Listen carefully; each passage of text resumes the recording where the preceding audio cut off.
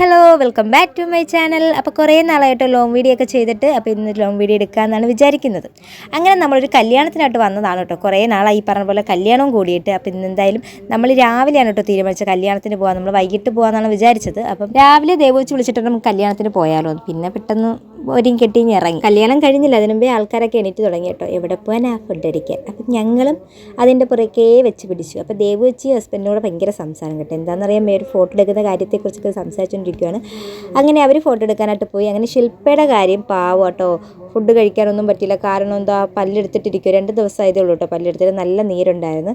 പിന്നെ അങ്ങനെ മിണ്ടാനും പറ്റുന്നില്ല. അതുകൊണ്ട് എനിക്ക് കുറച്ച് സ്വസ്ഥത ഉണ്ടായിരുന്നു. എന്ന് വിചാരിച്ചോളൂ ഫുഡൊന്നും കഴിക്കാതിരുന്നില്ല കേട്ടോ. നോക്കി പപ്പടവും വായിച്ചുകൊണ്ടിരിക്കുന്ന പല്ലുവേദന. എത്ര പല്ലുവേദന അവൾക്ക്. ഫുഡ് വന്നപ്പോൾ ഒരു പല്ലുവേദനയും ഇല്ലായിരുന്നു. പാവം കേട്ടോ. ഒരു സൈഡിട്ട് എങ്ങനെയൊക്കെ വിഴുങ്ങി കേട്ടോ അവൾ ഇറക്കിയത്. പാവം. അങ്ങനെ ചോറും പരിപ്പും പപ്പടവും ഒക്കെ കൂട്ടി ഒരു പിടി പിടിച്ച് നല്ല അടിപൊളി ഊണായിരുന്നു കേട്ടോ.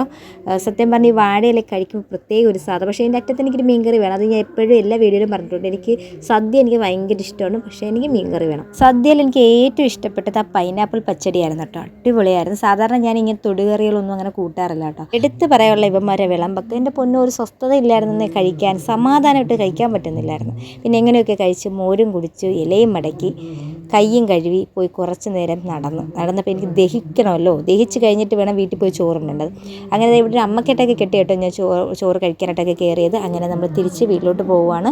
നമ്മളെ വണ്ടി ഇവിടെ ആയാലും മറ്റേ വെച്ചേക്കുന്നത്. ഇനി പാമ്പ് വല്ലതും കയറിയിരിക്കുന്നു ഒന്ന് തട്ടിയൊക്കെ നോക്കിയിട്ട് വേണം പോകേണ്ട.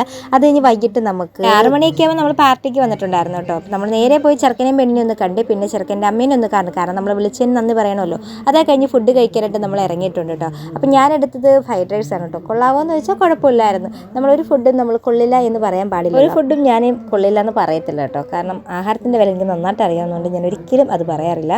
പിന്നെ നമ്മൾ നന്നായിട്ട് പിന്നെ എൻ്റെ തീറ്റ കിടമ്പോൾ നിങ്ങൾക്ക് അറിയാമല്ലോ, എനിക്ക് തീരെ ഇഷ്ടപ്പെട്ടില്ല. ഇവിടെ കാര്യം ഓർത്ത് ഞാൻ ഭയങ്കര വിഷമത്തിലായിരുന്നു കേട്ടോ. ഇപ്പോൾ അതങ്ങ് മാറി. കാരണം അവളെടുത്തേക്കുന്ന പൊറോട്ടയാണ്. എടുത്ത് കഴിക്കുന്നത് നിങ്ങൾ കണ്ടോ. വായിലോട്ട് വെക്കും വിഴുങ്ങും, വായിലോട്ട് വെക്കും വിഴുങ്ങും. ഇത് തന്നെയായിരുന്നു. ഈ തൊണ്ടേ വല്ലതും കുടുങ്ങുമോ, ഇനി കുടലി വല്ലതും കുരുങ്ങി കിടക്കും എന്നുള്ളൊരു പേടി എനിക്കുണ്ടായിരുന്നു കേട്ടോ. ഇനി യുദ്ധം ഞാൻ അവസാനിപ്പിച്ച് ഒരു ഐസ്ക്രീം കൂടെ കഴിച്ച് നമ്മൾ നിർത്തി കേട്ടോ. പിന്നെ സുജിയുടെ കൂട്ടുകാരനും വൈഫിനും കണ്ട് അവരുടെ അടുത്ത് കുറച്ച് നേരം സംസാരിച്ചൊക്കെ നിന്നിട്ട് നമ്മൾ തിരിച്ച് വീട്ടിലോട്ട് പോവുകയാണ്. അപ്പോൾ അടുത്തൊരു വീഡിയോ കാണാൻ ടാറ്റാ.